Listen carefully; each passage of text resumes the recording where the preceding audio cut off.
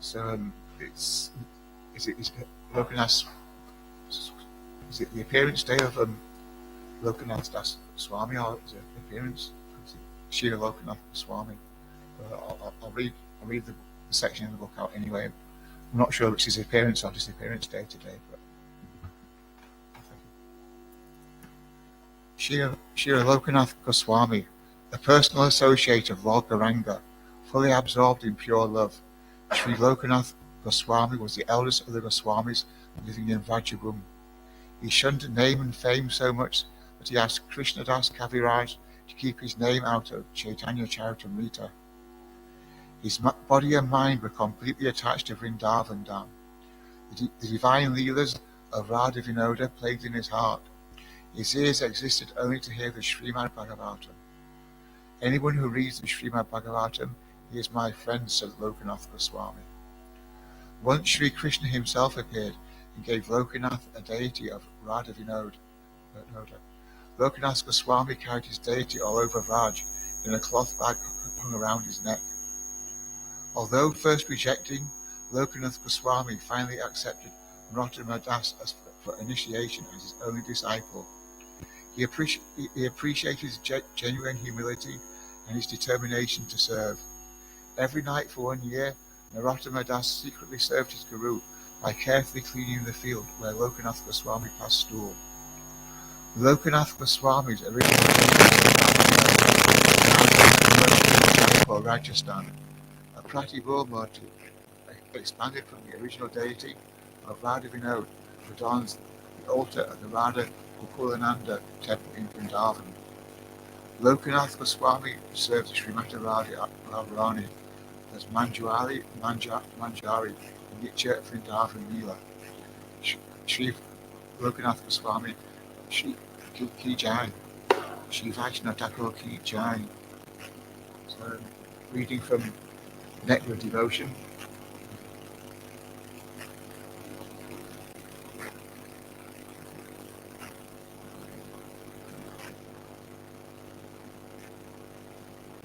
So this chapter is titled Devotees of Krishna.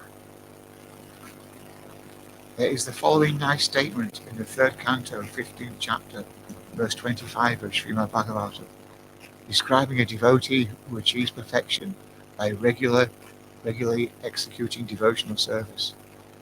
The person who is freed from the false egotism of material existence, or an advanced mystic, is eligible to enter into the kingdom of God, known as Vaikuntha.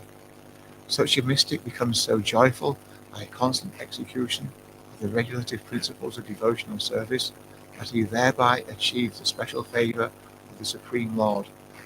Yamaraj, the mighty superintendent of death, is afraid to go near such a devotee, so we can imagine the potency of advanced devotional service, especially when devotees sit together and engage in talking of the pastimes of the Supreme Personality of Godhead. Those devotees express their feelings in such a way that they automatically melt with ecstasy, and many transcendental symptoms become manifested in their bodies. Anyone desiring advancement in devotional service must follow in the footsteps of such devotees. Prahlad Maharaj said that no one can attain the perfectional stage of devotional service without bowing down before exalted devotees. Learned sages like Markandeya Rishi attain perfection in devotional service simply by executing such regulative principles of service. Shri Bhakti Rasamrita Sindhu Ki Jai.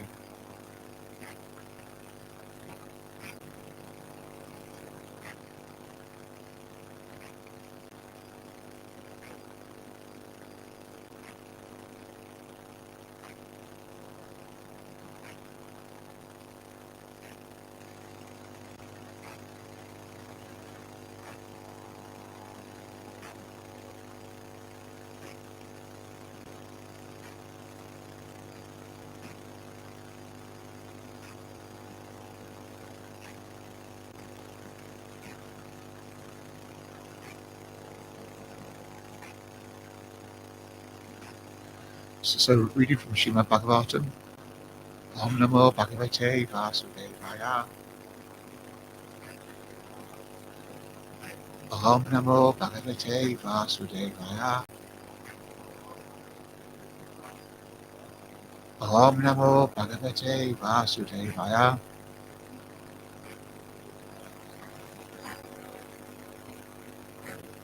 So reading from the 7th canto, chapter 15, text 59.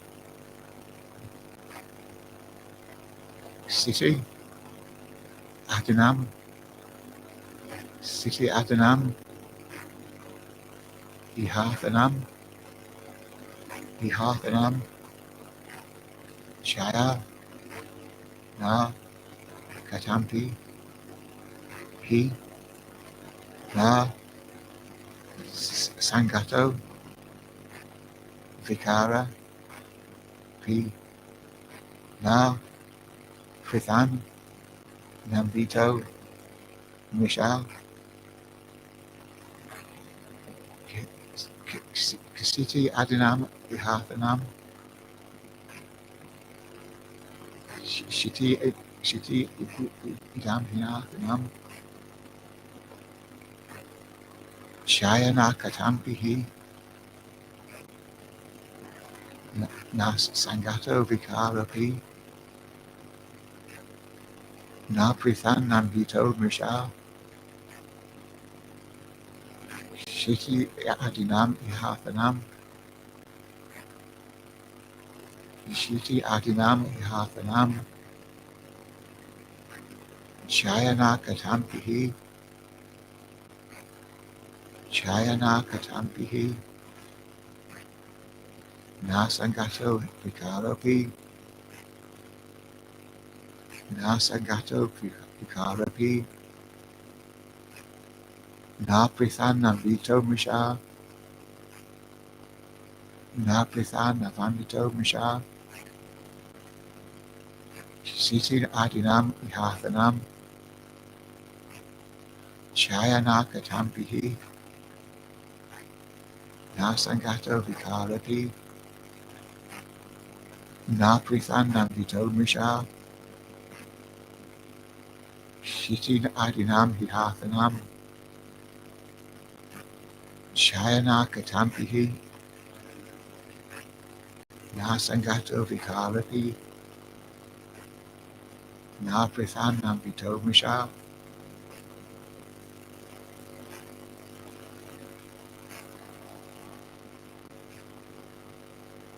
Shiti Adinam Ihathanam, Shayana Katampihi, Na Sangato Vikarapi, Na Prithan Nambito Misha, Shiti Adinam Ihathanam, Shayana Katamapi, Na Sangato Vikarapi, Na Prithan Nambito Misha.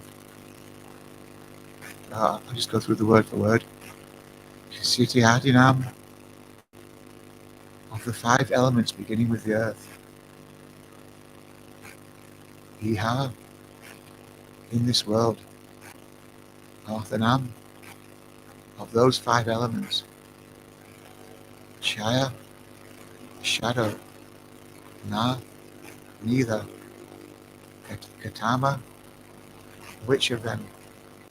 Api, indeed. He, certainly. Na, no. Sangahata, combination. Vikara, transformation. Api, although. Na pratak, nor separated. Na advita, not inherent in. Misha, all these series are without substance. So the translation in the purport, by His Divine Grace A.C. Bhaktivedanta Swami Sri Prabhupada Ki Jai. Translation. In this world there are 5 elements, namely earth, water, fire, air and ether, but the body is not a reflection of them, nor a combination or transformation of them, because the body and its ingredients are neither distinct nor amalgamated. All such theories are insubstantial. So I'll go through the translation again, and this time I read a little section, then you repeat what I've read out. So, translation. In this world, there are 5 elements, namely earth, water, fire, air, and ether. But the body is not a reflection of them, nor a combination or transformation of them, because the body and its ingredients are neither distinct nor amalgamated. All such theories are insubstantial. So, for the purport, the forest is certainly a transformation of the earth, but one tree does not depend on another tree. If one is cut down, this does not mean that the others are cut down. Therefore, the forest is neither a combination nor a transformation of the trees. The best explanation is given by Krishna himself. Maya tatami damsabham jagadakyata mutina nastani sarvabhutani nachahamdas haspata. By me, in my unmanifested form, this entire universe is pervaded. All beings are in me, but I am not in them. In the Bhagavad Gita, chapter 9, text 4. Everything is an expansion of Krishna's energy. As it is said, Rasya Shaktir Vivetara Shurate. The Lord has multi-energies which are expressed in different ways. The energies are existing, and the Supreme Personality of Godhead also exists simultaneously. Because everything is his energy, he is simultaneously one with everything and different from everything. Thus our speculative theories that Atma, the living force, is a combination of matter, that matter is a transformation of the soul, or that the body is part of the soul, are all insubstantial. Since all the Lord's energies are simultaneously existing, one must understand the Supreme Personality of Godhead. But although he is everything, he is not present in everything. The Lord must be worshipped in his original form as Krishna. He can also present himself in any one of his various expanded energies. When we worship the deity of the Lord in the temple, the deity appears to be stone or wood. Now because the stone and wood are not different from... Now because the Supreme Lord does not have a material body, he is not stone or wood, yet stone and wood are not different from him. Thus by worshipping stone or wood, we get no result. But when the stone and wood are represented in the Lord's original form, by worshipping the deity, we get the desired result. This is supported by Sri Chaitanya Mahaprabhu's philosophy, Achincha Veda Veda, which explains how the Lord can present himself everywhere and anywhere in the form of his energy to accept service from the devotee.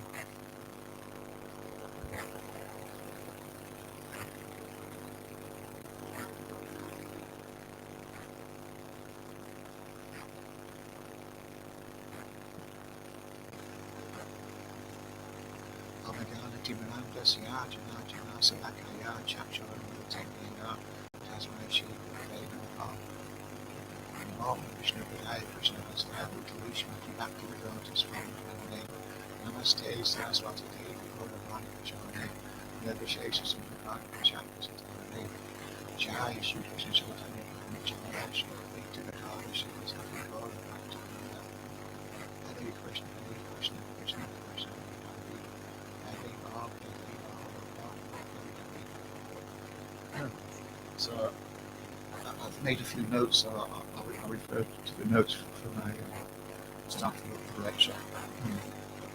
So what I've written goes like this. So above all, this particular sloka is a curiosity. And the curiosity is that I can't really understand it, even though I've made repeated attempts to do so. I mean, actually, I think it's a little bit Zen, if you know what I mean, because Zen Buddhism is a very austere form of God realization. The student will sit in seated silent meditation, what is called Zazen. In this state, they meditate on a selected phrase called a koan. This koan is a short phrase that defines logical thinking. The thing is that the Zen Buddhist will sit in zazen until he understands the meaning of the koan. That is what's called gaining enlightenment. An example of a koan is if you meet the Buddha, kill him. So you've got all these Zen Buddhists sitting in zazen trying to figure out the meaning of them. If you meet the Buddha, kill him. So this is why I'm saying that the Zen Buddhism. This is why I'm saying that Zen Buddhism is an austere form of God realization. All that silent meditation on a koan, very different from our practice. Anyway, the point that I'm trying to make is that this particular sloka seems to be moving into a koan-like form. Because in this world there are 5 elements, namely earth, water, fire, air, and ether. But the body is not a reflection of them, not a combination or transformation of them. Because the body and its ingredients are neither distinct nor amalgamated, all such theories are insubstantial. Now, I've realised from your reading that actually Prabhupada has explained the meaning of this sloka very practically in his purport, but I was trying to mainly understand it from the translation, and I'm really puzzled by it, because in this world there are 5 elements, namely earth, water, fire, air, and ether. But the body is not a reflection of them, nor a combination or transformation of them. Because the body and its ingredients are neither distinct nor amalgamated, all such theories are insubstantial. So just maybe I can make the point here. It's actually pretty obvious that Zen Buddhism, that Zen Buddhism is to our values impersonalist. I doubt whether Srila Prabhupada would approve of Zazen as a way to Krishna. So back to the sloka. Someone very recently said that anything worth doing is going to be difficult. And when I try to get some meaning out of this sloka, I agree. However, its meaning may be clearer in the original Sanskrit. Perhaps it doesn't translate particularly well.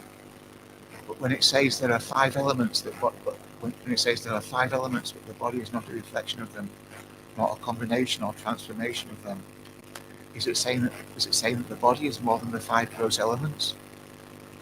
I agree that the body, whether it be a human or some other lower animal form, is a wonderful creation. Some of the processes that take place in the human body, without even thinking of them, are of course miraculously. Just turning the food into energy in the stomach, and how the brain works, and how the body is just so wonderfully engineered to meet all our needs. Our body is the result of intelligent design, and also examining this must raise the question of evolution. There's no credibility to the theory of evolution if you weigh the evidence against it. Maybe that's what it means when it says that all such theories are insubstantial. All such theories of evolution are insubstantial. However, as I've said, perhaps the sloka has more meaning in its Sanskrit form. Just to add here that this is Vedic knowledge, and as such, it's free from the 4 defects of conditional knowledge. Now these 4 defects, they're very often referred to in the Vedic version in Prabhupada's writings. So these 4 defects of the conditioned soul's knowledge, or it suffers from the knowledge of the conditioned soul is invariably illusioned. It suffers from a cheating mentality. The conditioned soul's knowledge suffers from having. The conditioned soul is sure to make mistakes in his pursuit of knowledge. So these four defects render the knowledge not found in the Vedas as worthless, something that Prabhupada was well aware of. So now I've tried to deal with the verse. I'll try to unpick some meaning from the purport. just to shine a little light where it's needed. So onto the purport. So first up is an analogy intended to explain how something can neither be a combination or a transformation. So next up we have a sloka from the Bhagavad Gita, which is Mayatatam idam sarvam jagadavakta murtana mastani salva bhutani nachaham teshu avishata. By me, in my unmanifested form, this entire universe is pervaded. All beings are in me, but I am not in them.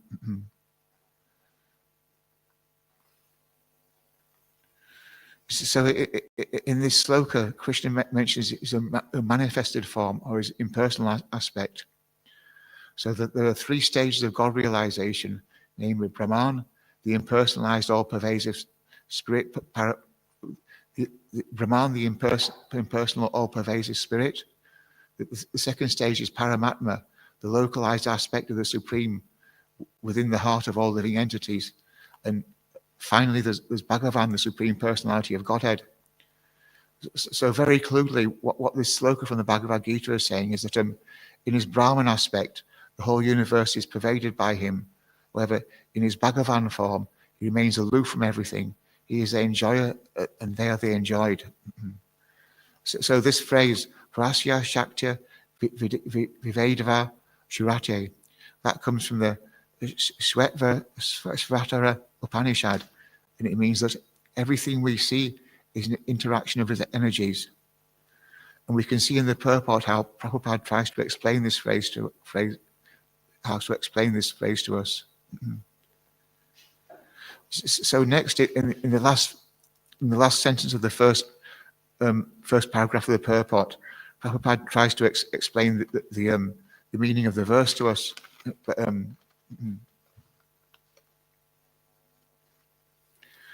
except it's coming from the viewpoint that the body referred to in the verse is referred to by Prabhupada as the Atma, which certainly changes the terms of reference.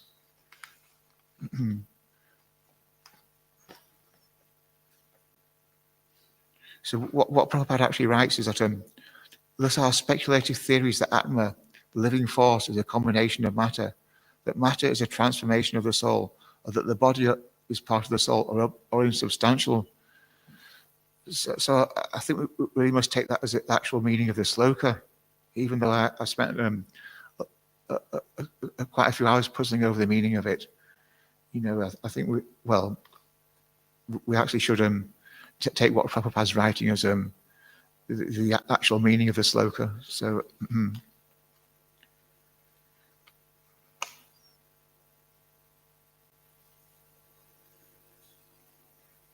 he's also saying that speculation is insubstantial.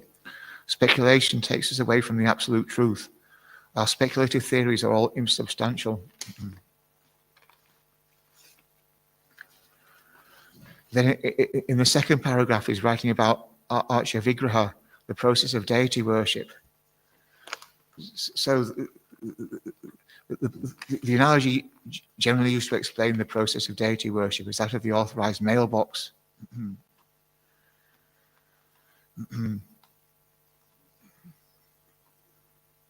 Yeah, we should only put a mail in the authorized mailbox to make sure it reaches the desired destination. So, this analogy tries to explain that although the deities may appear to be made of stone or wood to sort of to people without the transcendental vision, but when the deities are in the temple, they're in the transcendental form, so that so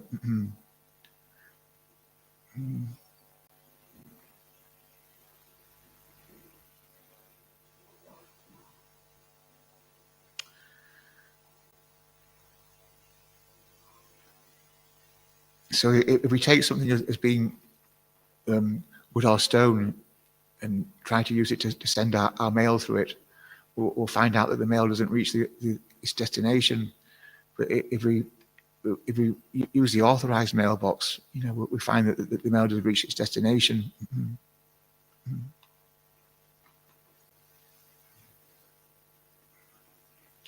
Then he rounds off the section on deity worship by mentioning that Shinta Beda Beda, simultaneously oneness and difference.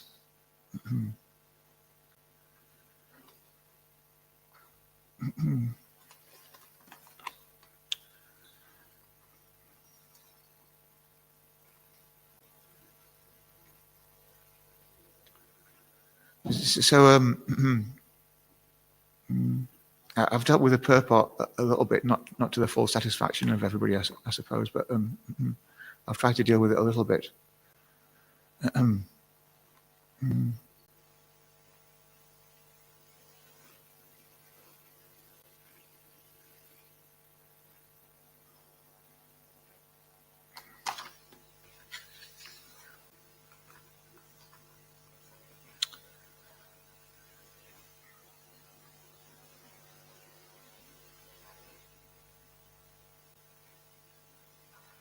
So when Prabhupada puts in the purport that the Atma is not a reflection of the five elements, that's very obviously true, because the Atma is also known as the Jiva, the soul. So the soul is a lot more than just the five elements, and it's more than a combination or transformation of the five elements.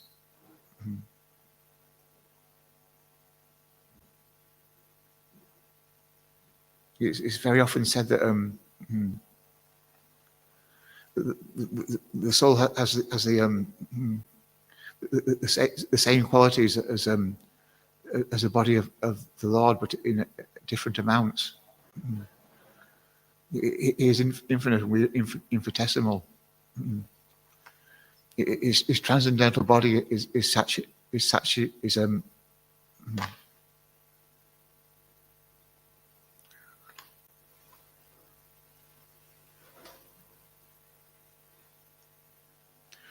transcendental body is made up of joy, knowledge, and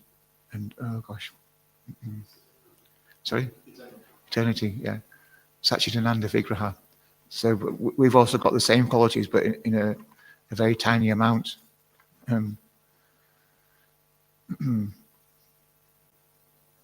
So obviously, with this ingredient of Satchitananda Vigraha, this is much more than the five elements, and it's also more than a reflection of them.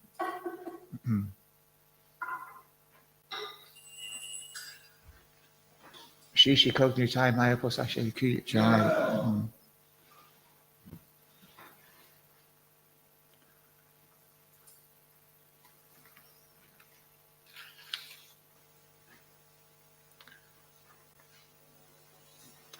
So Prabhupada's writing in the purports, those are speculative theories that the Atma, the living force, is a combination of matter, that matter is a transformation of the soul, or that the body is part of the soul, or all insubstantial. So that's a sort of little comment on the second sentence of the translation, because the body and its ingredients are neither distinct nor amalgamated. All such theories are insubstantial. So,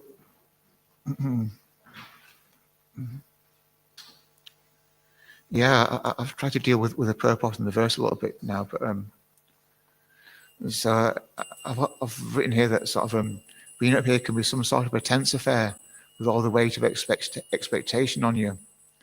So to dispel this tense mood, I thought I could introduce a saying by Chanyaka Pandit, as is customary when I give class.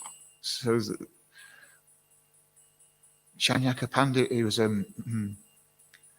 is very often referred to in Prabhupada's purports and writings.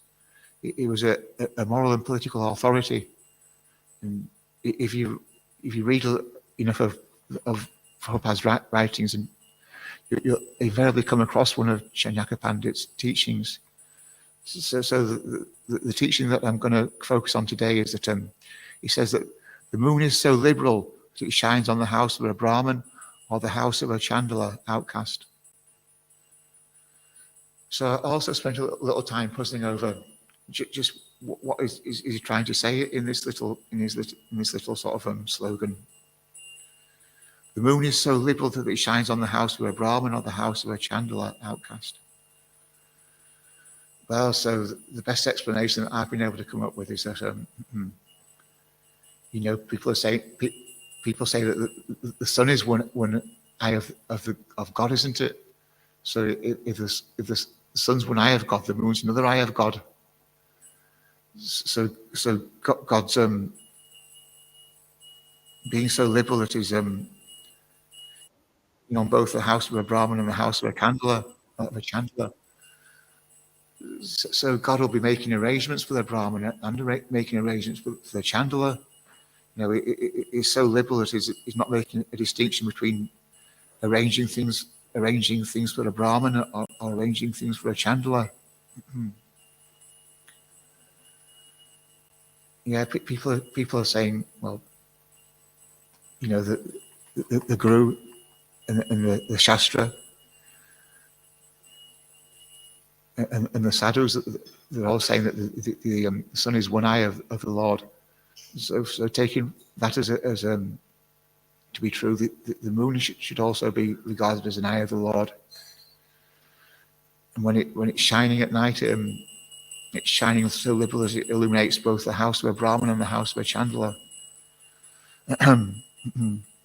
So yeah, I've got quite a good memory of what some of Chanyakas Pandit's sayings. I've memorized quite a few of them. So I'll just give you a few more of his sayings. So one thing he says that it's better to have one qualified son or disciple than hundreds of fools and rascals. He also says that where a rascal is not worshipped, where foodstuffs are kept very carefully, and where there's no quarrel between man and wife, there the goddess of fortune is always present. He also says that the beginning of all wisdom is to regard others' wives as your mother, as other people's belongings as being no better than the garbage thrown out in the street. To treat others as you would have them treat yourself.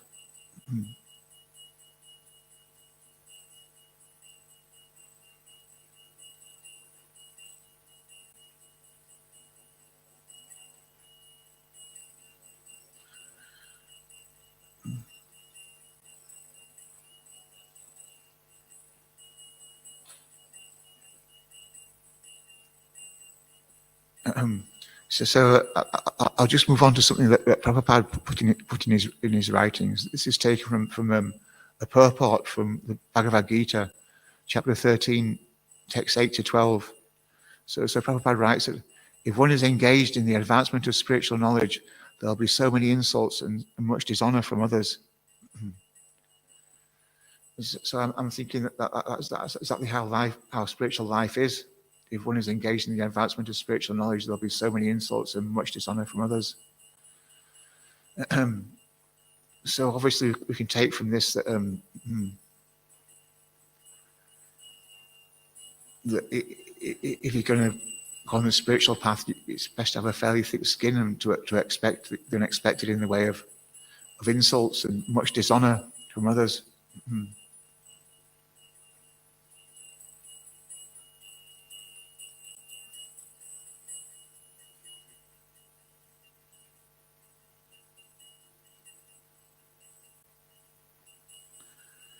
So I can tell a little bit about the power of prayer now. I can give a little bit of analogy on the power of prayer. So so this particular analogy goes like this. At one time in the USA, there was a very, very learned doctor, a very famous doctor who was a cancer specialist. We'll call him Mr. Eglinton. So Mr. Eglinton was, was extremely learned. He was a great authority in his field of cancer treatment. So one day he learned that there was to be a conference on cancer in Brazil, and he decided that he wanted to go to this conference so that he could give his views on his specialist field of cancer medicine. So he caught a plane to Brazil, but on the way there was trouble with the plane. It didn't reach his desired destination in Brazil. It touched down short of Brazil.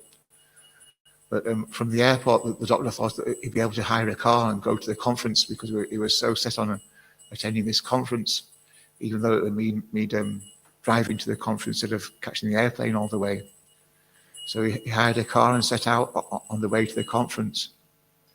But the roads were very poor and he lost his way. So he's in the outback of the jungle, many miles from civilization, and he's stranded, he's lost, and he's beginning to panic a little bit. He's beginning to think that maybe it was a mistake to sort of take the car because I don't seem to be reaching my destination at all. And he was just so lost in this jungle outback, and he was really beginning to despair. When eventually he came across a little dwelling in the jungle, so he got out of his car and thought, so maybe these people in the little house can help me. So he went up and knocked on the door, and a woman answered the door, and she invited him in, and he told her his problems. But there was a little cot in the corner of the room that was lit by a candle, and the woman kept glancing over at it, and eventually Dr. Ellington said, "So what's in the corner of the room? I noticed that you keep looking at it, and you seem to be quite attached to it." She goes, "Oh, it's my 2-year-old daughter. She's sick. She's got a very rare form of cancer, and there's nobody around here that can treat it. The only person who could treat it is a Dr. Eglinton who lives in the USA, but I don't have the money to make his acquaintance, to travel over to meet him." And obviously the doctor says, "I'm Mr. Eglinton," because the woman kept on praying. She kept on praying by her baby that a baby could be cured. So, I can obviously say that I've not explained the analogy of the power of prayer very well, because I didn't really say that the woman kept praying by her baby that she wanted someone to save her baby. But eventually she was blessed by the presence of Dr. Eglinton, who agreed to treat a young child.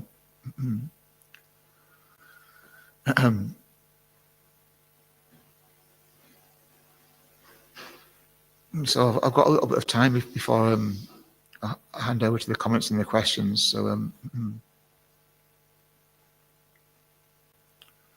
I could maybe sort of go through some of Chanyaka Pandit's sayings and try to sort of draw the meaning from them. So when he says that it's better to have one qualified son or disciple than hundreds of fools and rascals, it is speaking about the value of spiritual knowledge. It's better to have one qualified son or disciple than hundreds of fools and rascals. So when he says that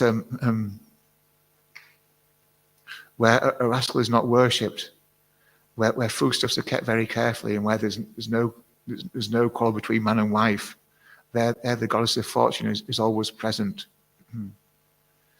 It's saying that if you arrange your life in such a way as to not worship rascals and to keep your foodstuffs very carefully and not quarrel with your partner, you'll be blessed by the glance of the goddess of fortune, which is significant because the goddess of fortune, she controls all the wealth and all the money.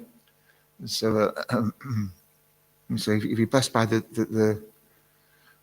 glance of the goddess of fortune, it's going to be very auspicious for you. So where he's saying that the beginning of all knowledge is to treat other people's wives as your mother, to regard their belongings as no better than the garbage thrown in the street, to treat others as you would have them treat yourself. he's making the point that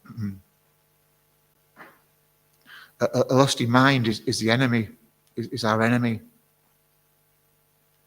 and a covetous nature where you're just desiring to have lots and lots of possessions, and you're trying to make yourself into something that you're actually not by having all these possessions and just being desiring more and more. That's a false state of mind. The ideal state of mind is to regard other people's belongings as being no better than the garbage thrown in the street. And obviously, you're not going to sort of put a high value on the garbage thrown in the street. So it's saying that the mindset that just wants more and more possessions is a false mindset. It's better to be humble and when he's saying it's better to treat other people as you would have them, as you would prefer to be treated by them yourself. It's saying it's better not to have it's better not to hold grudges and to make other people out to be your enemy. And it's saying that on the spiritual path, this way of thinking that other people are your enemy and that they're your something, and you're quarreling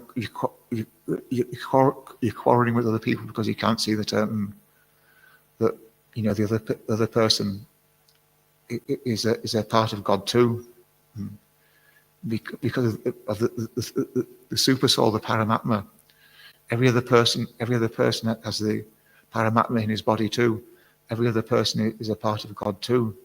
Every other person is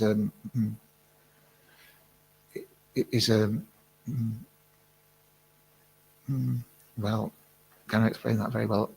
Every other person's got the Paramatma in his body, so if you have a quarrel with them, you're being blind to the Paramatma feature. So anyway, I think I've said about enough here. So if anybody's got any comments or questions on my class, and you feel free to make them now. So Rainers.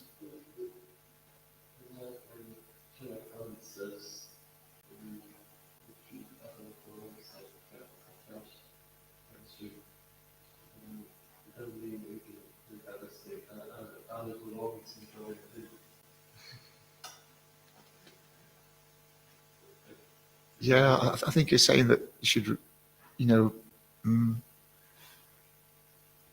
other people's belongings would be no better than the garbage thrown in the street. Yeah, good point. Very funny. Yeah.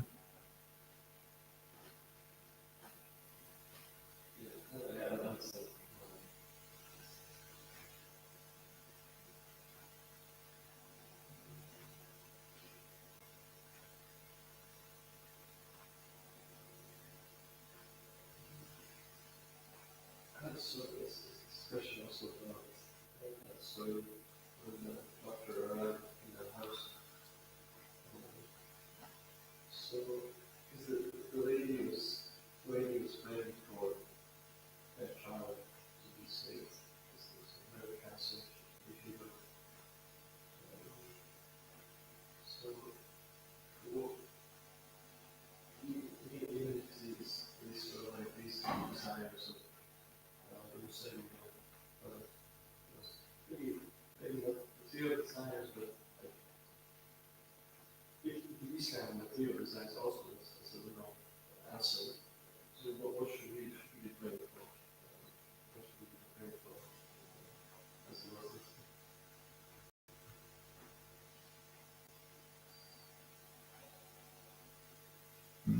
I think it's up to the individual person what they pray for, but you can pray for your family. You can pray for, you can pray for spiritual things. Or, but, people are saying that prayers for material things are often are answered the way that the prayers for the spiritual things are answered. God might not want to give you the material thing because it might lead you further away from God. So he might be reluctant to answer your prayers with a material thing. because it may mean the end of your little maybe mean the end of your worship of God. Who knows? But what can we pray for? Well, we can pray for acceptance, definitely. We can pray for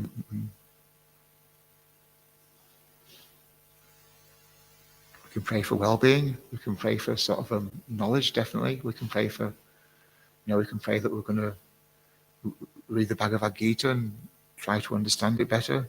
We can pray for,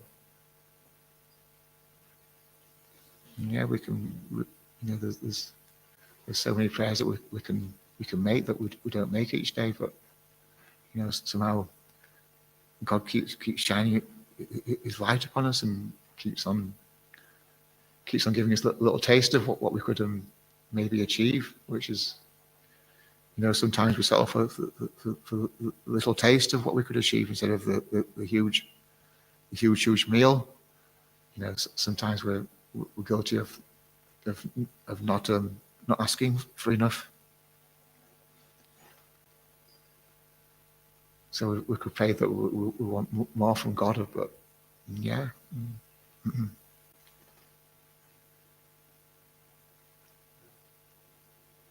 So I think I'll end here. That's okay. So Grantaraj Srimad Bhagavatam Ki Jai.